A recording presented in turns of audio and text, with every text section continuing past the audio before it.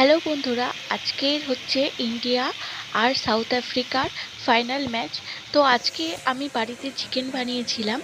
তো আজকের ম্যাচটা ইন্ডিয়া জিতে গেল, তোমরা সবাই দেখলে।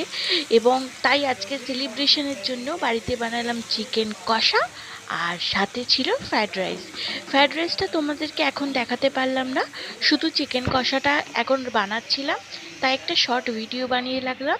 দেখো, পাশে চিকেনটা ম্যারিনেট করায় রাখা আছে, আর আছে সুন্দর করে কেটে কেটে ভেজে রাখা আলু, এবং বড় বড় সাইজে সেই আলুগুলো আমি সবেমাত্র কড়াতে পেঁয়াজ দিয়ে নাড়াচাড়া করছিলাম। দেখো, স্ক্রিনেই দেখা যাচ্ছে আলুগুলো বড় বড় সাইজের, এবং সেগুলোকে ভেজে রাখা আছে।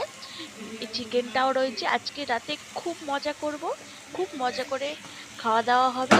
তোমরাও সবাই খুব মজা করো, খুব মজা করে খাওয়া দাওয়া করো। এবং আজকের এই জিতটা